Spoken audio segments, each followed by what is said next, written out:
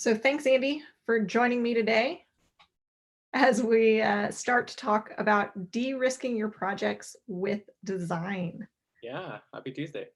Yeah, so it looks like you're holding up well in quarantine and coming up with some great new content for our design services.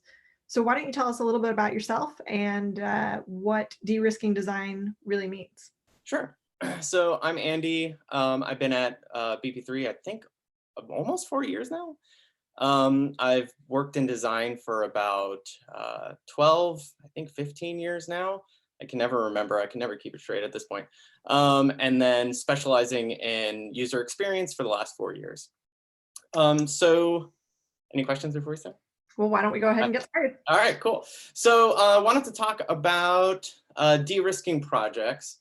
And I think in order to talk about that, first we have to kind of talk about what causes project risk, right?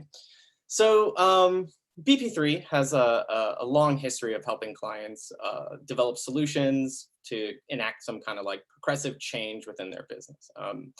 We've worked on solutions that range a whole bunch of industries like healthcare, insurance, banking, energy, cruise, pharma, right? Like we've kind of just been all over the place. And now each of those industries requires like a unique solution, to be sure, right? But the blockers that we see, and sorry, there are a lot of blockers that we see from clients of all sorts, and they span industries. And that's because those blockers aren't specific to any one industry, but inherent in the way you typically get work done. So those take the form of what you see here. Lack of stakeholder alignment and buy-in, unrealistic and unarticulated goals, incomplete and incorrect requirements. Incorrect is the big one. And then poor communication between stakeholders, IT, and users. And so what that kind of leads to, if you visualize it, might look something like this. And this is an image I took from Tim Brown, Change by Design, which is a great book. You should read it. And these barriers cause this misalignment that lead to solutions that basically don't meet business need. The solutions end up not improving outcomes for your users. Sometimes those users are your customers, and sometimes those are internal. And worse, sometimes the solutions just aren't feasible at all because of this misalignment. So what you end up with are blockers that compound the risk, okay? And so the risks are increasing costs and lengthening time that it takes for you to realize like the value you want from the right solution. And you can see that in the number of projects that are abandoned. You can see that in the amount of rework that is generated. And all of that halts innovation. And it basically maintains the status quo for the way you operate your business, ultimately making it harder for you to respond to market change. So what you really want, what everybody on your team is looking for, is good outcomes, right? So like that's really like at the core of it, you know, everybody wants that. Everybody at least wants a good outcome.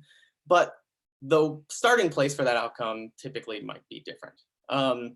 So design strategies, design process helps you overcome the common risk factors to project failure. Through a structured approach, the design process brings everyone together. So the stakeholders, the developers, IT, the stakeholders might be from a multidisciplinary team, like including marketing or accounting or the C-level, right? There's a lot of people that could be involved there, all of which have different goals. So you're working from, when you bring all those people together, you're working from the collective wisdom and intelligence of your team. Design process helps you build trust internally, overcome organizational politics. One big one that we see is the loudest voice in the room syndrome, right? Where there's this one person who really can overpower a room in a traditional traditional meeting discussion structure. And we don't want that. We want everybody to be heard equally. So getting everybody on the same page and working towards the same goal, and being able to facilitate that. Design process helps you surface the right data so you can make informed decisions rather than basing decisions on the strong opinion of a few people. We want to work based off fact, and also allows you to test ideas iteratively so you can course correct before committing time and resources, right? So before you go and you hire the developers and you throw something through the development cycle, you already know that your idea is going to work or it's not. And when you have that alignment from business stakeholders, users, developers, you get solutions that make your business and your users successful. They help you further business goals and lead to business success. They help your users get their job done. They lower training costs with fewer errors, right? Which basically leads to like efficiency of your workforce, right? And a more confident workforce. And you get adopted solutions faster. I think adopted solution is really like the key phrase there. You get an adopted solution faster, but at a lower cost because there's less rework for development because you didn't have all this misalignment to start off with. And these are some of the ways that our design team helps you get those results. We perform UX assessments on existing solutions where we provide like a detailed report to impact, a detailed report on the impact your technologies and your processes and the conditions of your workplace have on your user personas, but more importantly, on your business outcomes. We facilitate a bunch of different types of workshops. My favorite being the business goals workshop, which we use to align the team on business goals that ultimately define the change you're trying to enable. So the people involved, so the people that are involved in getting you there are identified. And then by the end, you end up with like a strategic roadmap of how you're going to deliver that solution based on the goals of your business and where you're trying to get to. Another one that we do that actually clients really love is our innovation and design sprints, which is basically a process used to build and test a prototype in 5 days, and often used to validate like really big ideas that could be risky or validating some kind of future vision for where you're trying to go with something. And the most popular that I think we tend to do the most is the enterprise app design, which is kind of like all of this combined into one. This is where you engage our team in an iterative design process to build some kind of enterprise application. And this is where we use all the tricks up our sleeves, right? We do UX assessments, we run workshops, we run sprints, we create prototypes for the ultimate goal of designing the right solution for you. Nice. Well, this makes a lot of sense. So, how do you actually work with different teams to really bring them together?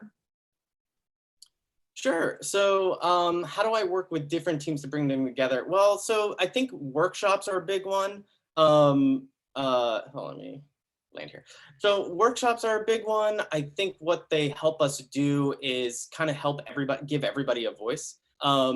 When we do stuff like that, like a workshop, because it's structured and it's not about people having these long discussions tend to lead to misalignment because, you know, maybe the words I use to describe what I'm after are different than the words you're using to describe the same thing. But because we're not using the same words, we're constantly trying to mince meaning and get into the weeds. Instead, you're focusing on, it's kind of like the 20-80, right? It's the 20-80 rule or the Pareto principle. It's getting to the core of what we're trying to do and direction set and just taking decisive actions towards next steps. So that, and testing those ideas as we go. So we're all learning together. So everybody's learning together. So we have some questions in the chat, which are, the first one is, do you have an example of where design was used to help de-risk a project?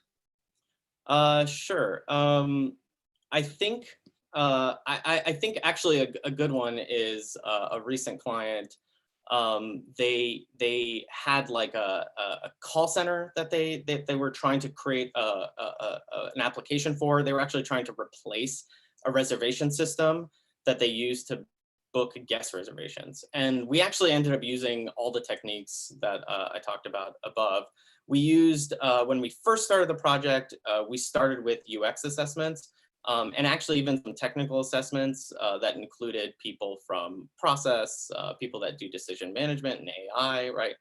And basically what we did there is just cast a wide net to understand all the problems.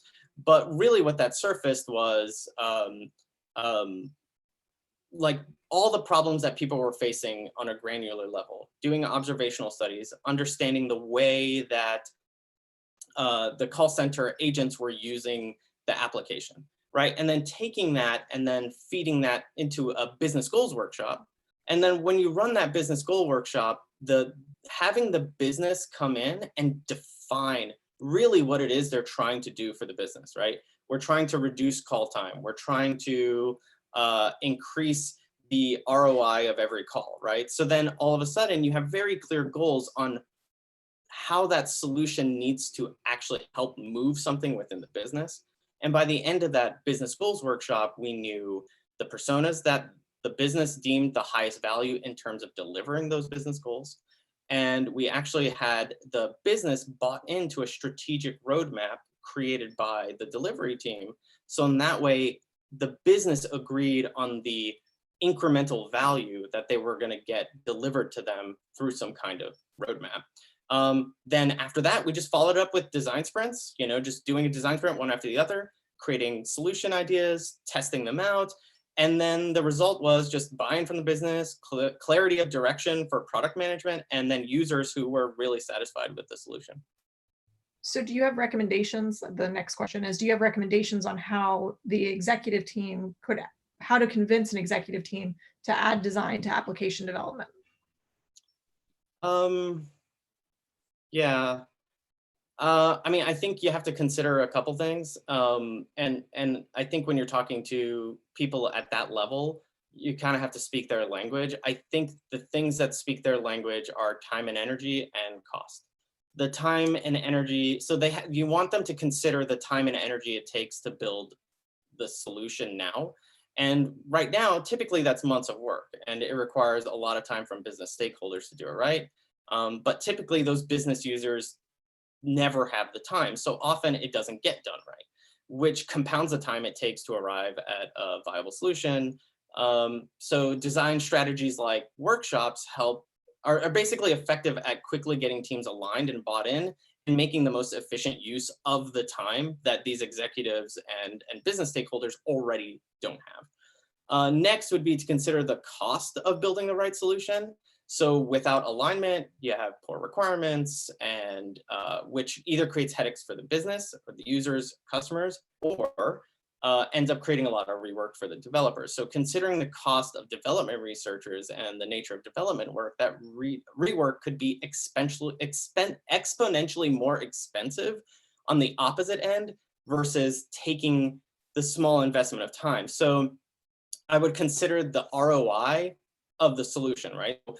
How many business units does it impact? How much revenue does it affect? And does it affect the ability for you to respond to market changes or to do business at an equal pace with your competitors, or potentially outpace your competitors, right? So getting the right solution faster is only going to decrease the expense and help you realize value sooner. So all said and done, like it's basically, I think what we end up seeing is that people just want to hit the ground running and build code.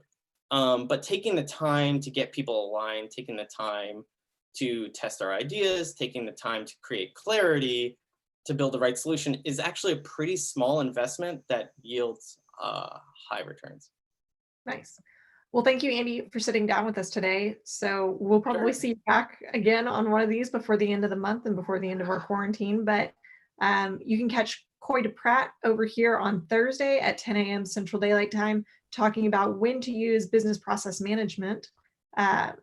You can always catch these live later, or I'm sorry, recorded later on our YouTube channel. And if you don't want to miss one, make sure you subscribe to BP3's YouTube channel to get notified about when we're going live. So again, thank you, Andy, and we will probably talk to you again before the end of this month. Awesome. Thanks for letting me share.